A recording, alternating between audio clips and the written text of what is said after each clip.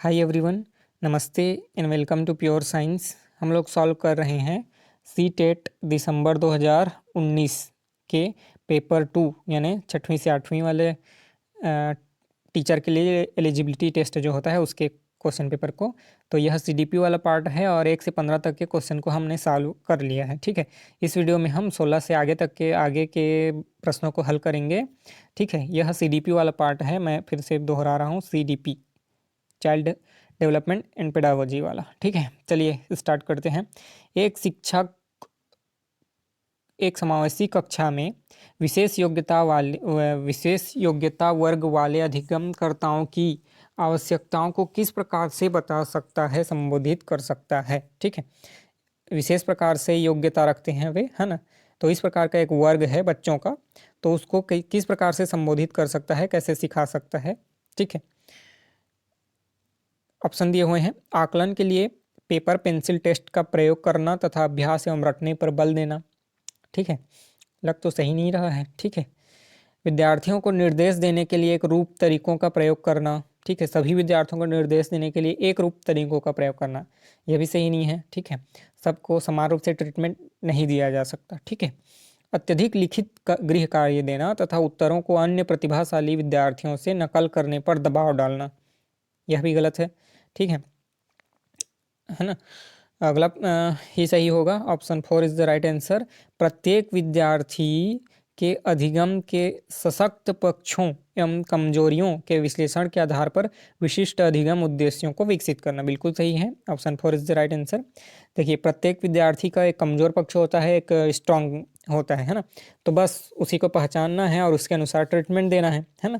कि कमजोर जो है उसको बढ़ावा देना है, उसको और मेहनत करना है उस फील्ड में, और जो अच्छा पक्ष है, स्ट्रांग पक्ष है, उसको भी परिष्कृत करते हुए और आगे बढ़ाते जाना है। ठीक है, ऑप्शन 4 जो है सही उत्तर है। अगला प्रश्न, एक शिक्षिका अपनी कक्षा में सृजनात्मक विद्यार्थियों को किस प्रकार से प्रोत्साहित कर सकती है। सृजनात्मक विद्यार्थियों को, ठीक है, किस प्रकार से प्रोत्साहित कर सकती है ना। जो एक्स्ट्रा ऑर्डिनरी दिमाग वाले होते हैं या क्रिएटिव बच्चे होते हैं, है ना, उनको किस प्रकार से प्रोत्साहित कर सकती है।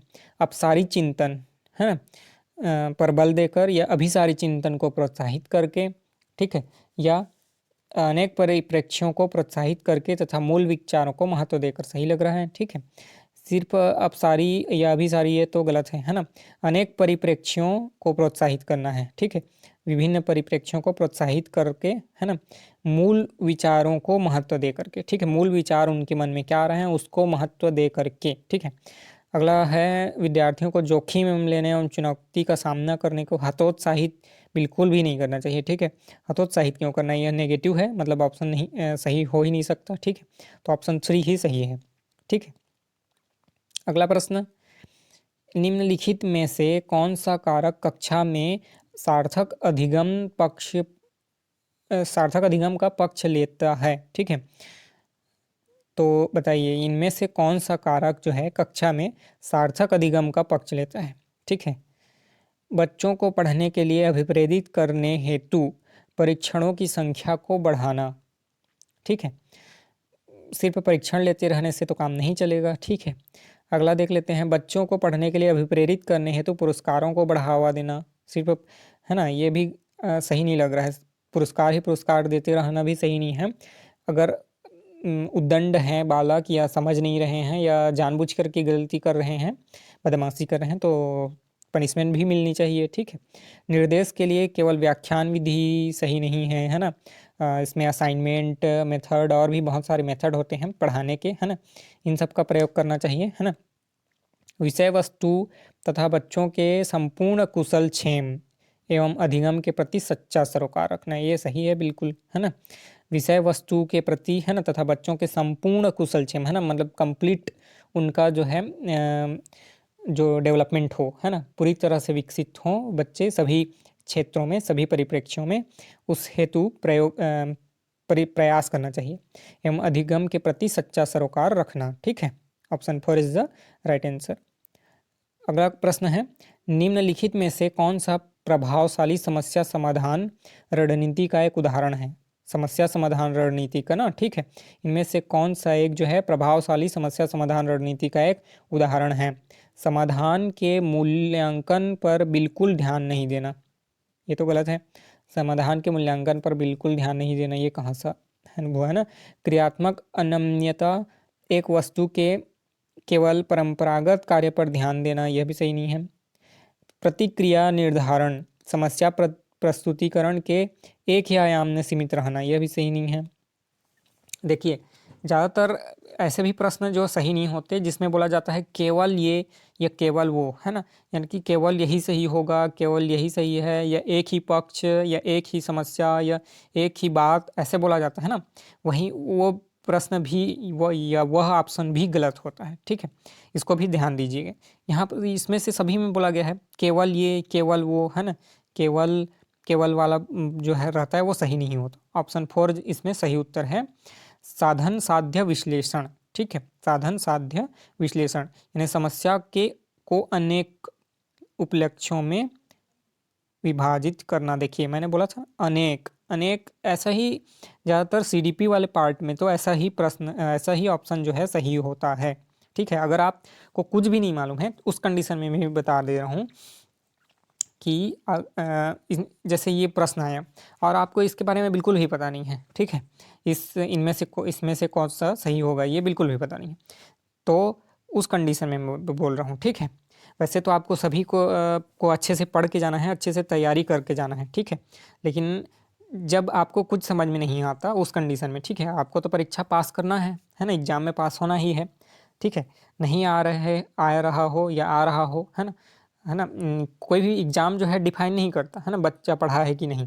आपने बहुत मेहनत किया हो लेकिन जो प्रश्न है हो सकता है उस कंडीशन पर आप एग्ज़ाम हॉल में दिमाग आपका किसी कारणवश, है ना, काम नहीं कर रहा हो किसी प्रश्न को लेकर के, है ना, जैसे इस प्रश्न को लेकर के, तो उस कंडीशन में मैं बता रहा हूँ, ठीक है। यहाँ पर जो पूछा गया है उसमें केवल केवल या सिर्फ या केवल एक ही, ये ऐसा रहता है, वह ऑप्शन सही नहीं होता, ठीक है। पॉजिटिव क्वेश्चन के टाइम ना यहाँ पर पूछा गया है पॉजिटिव क्वेश्चन जो है पॉजिटिव है, इनमें से कौन सा प्रभावशाली उदाहरण है, ऐसा पूछा गया है, ठीक है। नहीं करके नहीं पूछा गया है ना। तो उस कंडीशन में इस प्रकार का प्रश्न जो है, सॉरी, ऑप्शन जो है सही होता है, जिसमें अनेक अनेक करके बोला जाता है, ठीक है। अगला प्रश्न देखते हैं। निम्नलिखित में कौन सी शिक्षण अधिगम के लिए एक प्रभावशाली शिक्षण प्रणाली नहीं है ना। शिक्षण अधिगम के लिए, है ना, टीचिंग लर्निंग प्रोसेस के लिए एक प्रभावशाली जो है शिक्षण प्रणाली नहीं है ना। सीखने वाली विधि सही नहीं है, यहाँ पूछा गया है नहीं करके यहाँ डैश भी कर दिया गया है, देख लीजिए, ठीक है। बच्चों को अंतर्दृष्टि के द्वारा अनुमान लगाने के लिए प्रोत्साहित करना, है ना। प्रोत्साहित करना यह तो ठीक है, ठीक है। यहाँ पूछा गया है नहीं ना, ठीक है, नहीं है ऐसे बोलना, ठीक है। अगला देखते हैं। प्रयोग एवं पर्यवेक्षण, ये भी सही है। संवाद एवं परिचर्चा करना चाहिए, है ना, यह भी सही है। दिए गए ज्ञान को दोहराने पर ध्यान केंद्रित करना, वही रोट मेथड या रटने पर, है ना, बार बार रटने पर, तो ये सही नहीं है। मैंने बोला ना जहाँ पर नेगेटिव आ रहा है, ठीक है। तो option 4 is the right answer. दिए गए ज्ञान को दोहराने पर केंद्रित करना, मतलब बार बार रटने पर, दोहराने पर, है ना, मेमोराइज करने पर केंद्रित करना, यह सही नहीं है। Option 4 is the right answer. अगला क्वेश्चन देखते हैं। शिक्षक कक्षा में पढ़ने में ध्यान न देने वाले बच्चों से किस प्रकार बर्ताव कर सकते हैं, है ना। पढ़ने में जो ध्यान नहीं देता है उस बच्चे से कैसे डील करें, उसको कैसे हैंडल करें, इसके बारे में पूछा गया है प्रश्न। बच्चों को कक्षा से बाहर कर देना चाहिए, बिल्कुल नहीं, है ना। पूरी कक्षा के सामने उन्हें बार बार इंसल्ट करना, डांटना, मतलब वही तो है ना, तो ये भी बिल्कुल सही नहीं हो सकता। उनसे बात करके उनकी अरुचि का कारण जानने की कोशिश करना चाहिए, बिल्कुल, है ना। पॉजिटिव आंसर पढ़कर ही पता चल रहा है, option 3 is the right answer. उनसे बात करके उनकी अरुचि का, यानी वो क्यों पढ़ने में ध्यान नहीं दे रहे हैं, इस बारे में जानने का प्रयास करना चाहिए, तो option 3 is the right answer. अगला प्रश्न। संरचनावादी उपागम बताता है कि खाली स्थान ज्ञान की संरचना के लिए अत्यंत आवश्यक है। इनमें से कौन सा चीज़ ज्ञान की संरचना के लिए, है ना, ज्ञान के कंस्ट्रक्शन के लिए, है ना, कंस्ट्रक्टिंग द नॉलेज, कौन सा इनमें से ऑप्शन जो है सही है, कौन सा चीज़ आवश्यक है? विद्यार्थी का पूर्व ज्ञान आवश्यक है, ठीक है, कुछ तो जानना चाहिए उससे पहले से, है ना। अनुबंधन ये तो आवश्यक नहीं है। दंड भी जरूरी नहीं है। यंत्रवत याद करना यानी रटना, मेमोराइज करना, यह भी जरूरी नहीं है। ऑप्शन वन ही सही हो रहा है, ठीक है। Option one is the right answer. विद्यार्थी को थोड़ा सा उसके बारे में प्रायर नॉलेज होना चाहिए, उसका बैकग्राउंड होना चाहिए, ठीक है, कुछ तो मालूम होना चाहिए। जैसे जैसे हम पढ़ाना स्टार्ट करते हैं, कभी भी बच्चों के क्लास में जाते हैं तो, ठीक है, मान लो हम पढ़ा रहे हैं त्रिकोणमिति या वृत्त पढ़ा रहे हैं, ठीक है, चलिए वृत्त वाला एक टॉपिक है, उसको पढ़ा रहे हैं, तो बच्चों को गोल गोल चीज़ों के बारे में पहले से पता रहता है ना, कौन सा चीज़ गोल है कौन सा नहीं है। जैसे गेंद गोल है, पृथ्वी गोल है ना, और भी बहुत सारे चीज़ हैं, ग्लास है, ठीक है, ग्लास का तली है, पेंदा है, या ऊपरी वाला भाग है ना, या चक्री है, ये सब पहले से गोल है, इसके बारे में उनको मालूम है ना। तो इसी प्रकार से थोड़ा सा पूर्व ज्ञान होना चाहिए। तो option one is the right answer. अगला प्रश्न है, बच्चे अनेक घटनाओं के बारे में सहजानुभूत सिद्धांतों की संरचना करते हैं। इस पृष्ठभूमि में एक शिक्षक को क्या करना चाहिए, है ना। सहज अनुभूति करने का के बारे में एक सिद्धांत का जो है संरचना करते हैं, है ना, अनेक घटनाओं के बारे में। तो इस संबंध में शिक्षक को क्या करना चाहिए? संवाद के द्वारा बच्चों की इन अवधारणाओं को चुनौती देनी चाहिए, ठीक है ना, ऑप्शन वन सही है। देखिए, बच्चे लोग पहले से ही, है ना, अवधारणा बना के चलते हैं और वो उसमें सहज रहना चाहते हैं। जैसे कंफर्टेबल किसी भी वातावरण में, है ना, वो लोग कंफर्टेबल हैं तो अपने जो बात है उसी में रहना चाहते हैं। वो लोग चुनौती को स्वीकार नहीं करना चाहते कि ऐसा नहीं हो सकता, इस बारे में वो सोचना ही नहीं चाहते, ठीक है। बस वो चाहते हैं कि हाँ ऐसा बोला जा रहा है तो यह ऐसा ही सही होगा, उसमें और मेहनत करके खोजबीन करने का क्या ज़रूरत, इस प्रकार से, ठीक है। तो संवाद के द्वारा बच्चों की इन अवधारणाओं को चुनौती देनी चाहिए, ठीक है। बच्चों की इन विचारों को खारिज कर देना चाहिए, बिल्कुल नहीं, बस सही है या नहीं उनको ही खुद सोचने के लिए मजबूर करना चाहिए, ठीक है। तो option one is the right answer. अगला है, संज्ञान एवं संवेग के बीच किस प्रकार का संबंध होना चाहिए? संज्ञान और संवेग यानी कॉग्निशन और इमोशन जो है बच्चों के बीच में होता है, बच्चों के अंदर इमोशन होता है, उसके बीच में और कॉग्निशन के बीच में क्या संबंध होना चाहिए? एक दूसरे से स्वतंत्र हैं? नहीं, बिल्कुल स्वतंत्र नहीं है। एक दिशीय नहीं है, ठीक है। एक दिशीय संवेग ज्ञान को प्रभावित करता है, इस प्रकार से एक दिशीय है नहीं, है ना। यह ज्ञान संवेग को प्रभावित करता है, इस प्रकार से एक दिशीय है नहीं, है ना, दोनों हैं, ठीक है। मैंने बोला ना कि केवल एक टाइप का कोई भी रहता है तो वह सही नहीं होता, सीडीपी के केस में बता रहा हूँ, ठीक है। चाइल्ड डेवलपमेंट और पेडागोजी में अधिकतर ऐसे प्रश्न आते हैं जिसमें केवल ये या केवल एक ही दिशा, केवल इस दिशा, केवल उस दिशा, है ना, इस प्रकार से रहता है ना, केवल सिर्फ, है ना, इस प्रकार से प्रश्न जो ऑप्शन रहते हैं वो सही नहीं होते। द्विदिशीय या अनेक या बहुत, है ना, या बहुल, इस प्रकार से जो रहते हैं वो सही होते हैं। तो इस कंडीशन में ऑप्शन फोर जो है सही उत्तर है। अगला प्रश्न देखते हैं, निम्नलिखित में से कौन से कारक अधिगम को प्रभावित करते हैं? इनमें से कौन से कारक जो है अधिगम को प्रभावित करते हैं, यह बताना है, ठीक है। यहाँ ऑप्शन कारक दिए हुए हैं। विद्यार्थी की अभिरुचि अभिगम को प्रभावित करता है, बिल्कुल। विद्यार्थी का सांवेगिक स्वास्थ्य यानी इमोशनल हेल्थ यह प्रभावित करता है, ठीक है। और शिक्षा शास्त्रीय रणनीतियाँ भी प्रभावित करती हैं, बिल्कुल, है ना। और विद्यार्थी का सामाजिक एवं सांस्कृतिक परिदृश्य यानी जो पहले से वह किस टाइप के परिदृश्य में रहता है, किस प्रकार के वातावरण में रहता है, किस प्रकार के समाज में रहता है, वह भी प्रभावित करता है, ठीक है। तो सभी प्रभावित करते हैं, ठीक है। 1 2 3 4, है ना, ये सभी प्रभावित करते हैं। Option four is the right answer, ठीक है। ऑप्शन फोर जिसमें बोला गया है 1 2 3 ये सभी हैं, तो यही सही उत्तर है, ठीक है। अगला प्रश्न देखते हैं, निम्नलिखित में से क्या ज्ञान के सार्थक संरचना की प्रक्रिया का एक महत्वपूर्ण पहलू है? इनमें से कौन सा चीज़ जो है ज्ञान के सार्थक संरचना, है ना, ज्ञान का जो संरचना होता है सार्थक रूप से, उस प्रक्रिया का एक पहलू है, महत्वपूर्ण पहलू है ना, ज्ञान की संरचना वाले प्रक्रिया का एक महत्वपूर्ण पहलू है। ऑप्शन दिए हुए हैं, सामाजिक पारस्परिक क्रियाएं, ठीक है, सही है। लगातार अभ्यास तथा बार बार स्मरण करना, मैंने बोला अभी भी, है ना, अभी पहले ये होता ही नहीं है, ठीक। पुरस्कार दंड ये भी नहीं होता है, उद्दीपन प्रतिक्रिया संबंध यह भी नहीं होता है, ठीक। Option 1 is the right answer, बिल्कुल, है ना। सामाजिक पारस्परिक क्रियाएं जो हैं एक महत्वपूर्ण पहलू हैं। अगला प्रश्न है, जब विद्यार्थी पुरस्कार पाने की इच्छा से बार बार किसी गतिविधि को करने का निर्णय लेते हैं, जैसा कि एक प्रयोग का नियोजन एवं संचालन करना, ठीक है, मतलब जानबूझकर किसी चीज़ में पुरस्कार मिल जाए करके उसी उसी चीज़ को बार बार या, है ना, करते हैं, जो कि प्रत्यक्ष रूप से उस गतिविधि से संबंधित नहीं है ना। जैसा कि एक स्टार या बैज प्राप्त करना, है ना, यह एक मतलब उस प्रक्रिया से संबंधित नहीं है, मेन चीज़ कोई दूसरा है और उनको स्टार या बैज प्राप्त करने के लिए बार बार किए जा रहे हैं, ठीक है, किसी काम को, ठीक है, मतलब सामने में दिखने के लिए, है ना, कि मतलब दूसरों का अटेंशन मिले इसलिए किए जा रहे हैं। तो ऐसी स्थिति में क्या करना चाहिए, या क्या संभावना उत्पन्न होती है। अधिगम के प्रति भौतिकवादी अभिवृत्ति, बिल्कुल सही है ना, मतलब उनका सोच जो है भौतिकवादी है अभी, है ना, वो मूल्य को नहीं समझ रहे हैं, मतलब वस्तु के पीछे भाग रहे हैं, भौतिकवादी है उनका सोच, है ना। बैच मिल जाए, स्टार मिल जाए, पेन मिल जाए, कलम मिल जाए, कॉपी मिल जाए, है ना, कोई प्राइज़ मिल जाए, इसके पीछे भाग रहे हैं। सीखने से मतलब नहीं है, बस प्राइज़ मिलना है, मेरे को फर्स्ट आना है। क्यों फर्स्ट आना है? क्योंकि उसमें पैसा मिलता है, पद मिलता है, पहचान मिलता है, कुछ भी, है ना, आपका जो भी हो उधर उसमें जो भी फ़ायदे मिलते हों, तो उसके लिए प्रयास करते हैं बच्चे बार बार, है ना, और मेहनत करते हैं। तो ये सही नहीं है, वो भौतिकवादी प्रवृत्ति की ओर, है ना, अग्रसर हो रहे हैं, ठीक है, तो यह सही है, ठीक है। इधर का ऑप्शन सही नहीं है, option 1 is the right answer.